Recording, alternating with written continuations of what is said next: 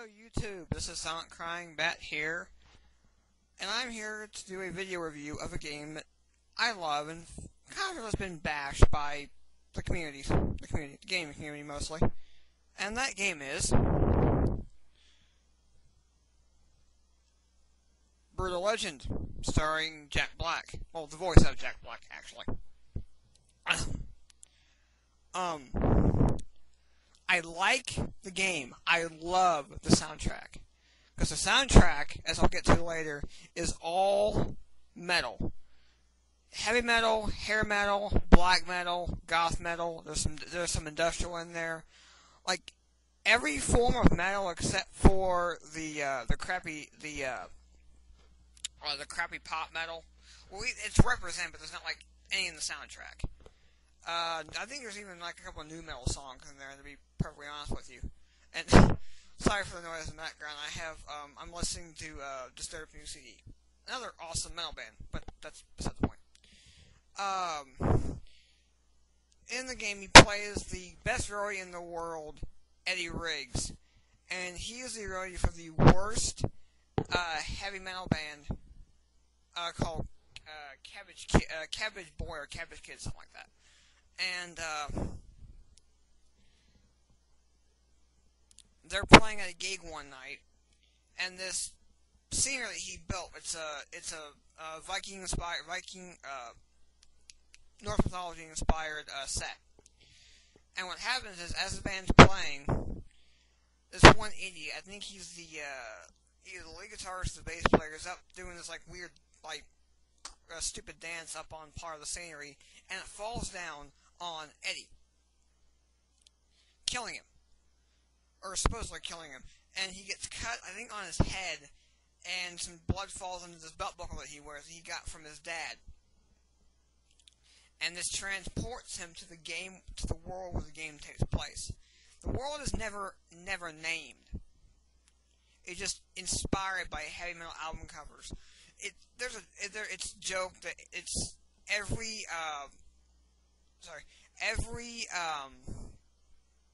Iron Maiden cover makes some kind of appearances, or it's inspired by every Iron Maiden cover ever. In fact, the main character, Eddie Riggs, is named after Eddie the Head, who was the mascot of Iron Maiden, and has appeared on every single Iron Maiden album to date. And the guy who created the character, Derek Riggs, who created the character. Sorry, I have Wikipedia pulled up. Wikipedia rocks. Anywho, so and so after he's transported to the world, he learns, he starts off in this palace, where these demons start attacking him, and he starts killing them with this axe that he finds. It's called the Separator.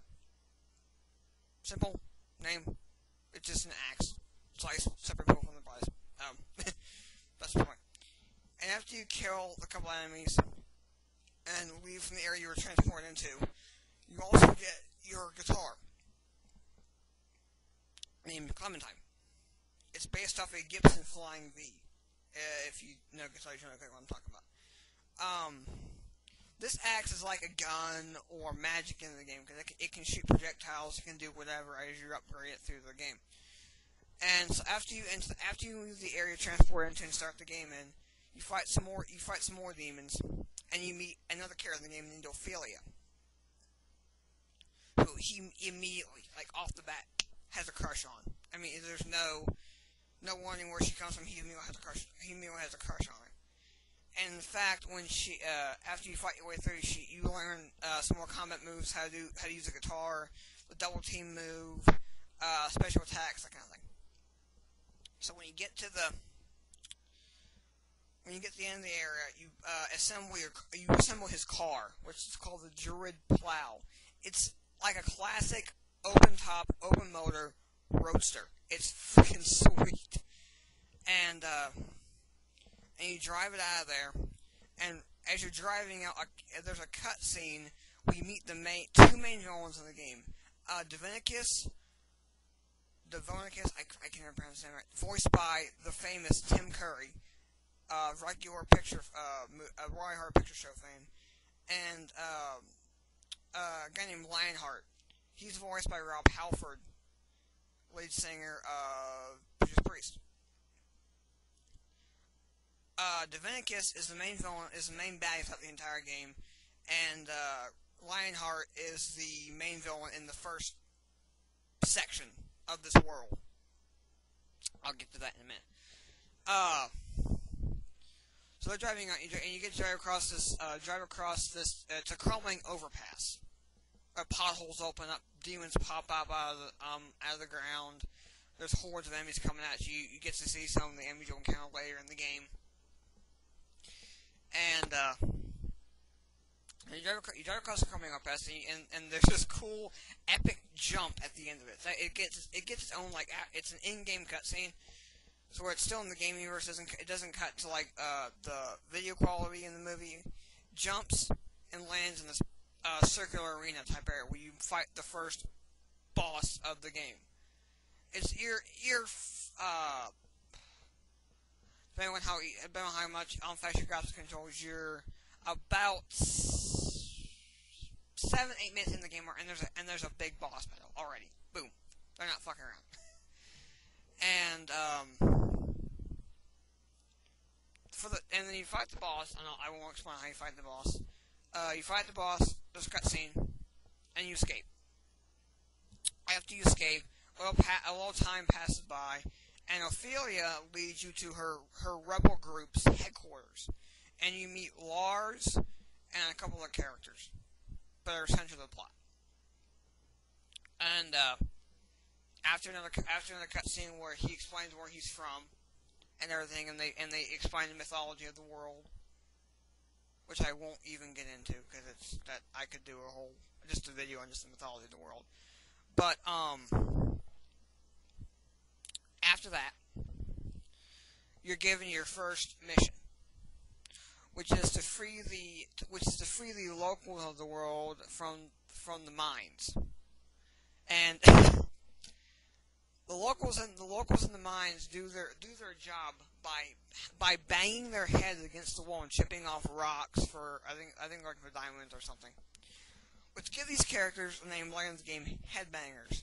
These are your minions, your foot soldiers in the game. And you also fight a sub-boss character, which is this there are these dudes in the game that have like these over-exaggerated muscles, like muscles probably about that big around, pardon me. Huge ass hands with like spiked knuckles on them. Some have spiked knuckles, some are just barefisted. And you fight their boss, quote unquote. And how you do that is you have to knock these buckets of passing rock on top of that sesame. You come up and slash them with your axe. It's an easy boss battle. Once you figure out, it's not obvious what you have to do to defeat him.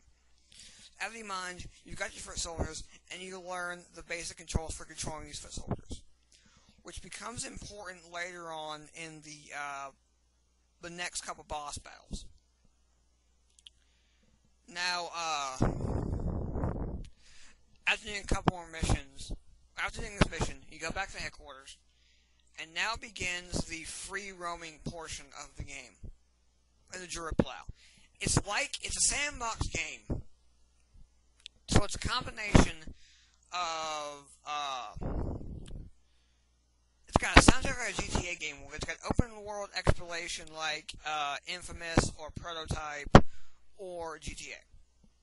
I hesitate to refer to GTA because it's got more of you can drive around and hit people, but it feels more like Infamous or Prototype, to be perfectly honest. But the soundtrack is akin to any GTA game that's out there. That's how awesome. That's how big the soundtrack and how expansive it is. So after doing some missions, upgrading your car, upgrading the Druid Plow to various things, you progress the story, and then you get to the battle with Lionheart. Now, the boss battles from Lionheart on are done in RTS style. Meaning you have the enemy has a base and you have a base. And you have to go around and destroy units. And I'm running out of time, so this is probably going to be a 2 or 3 part rant. See you in part 2.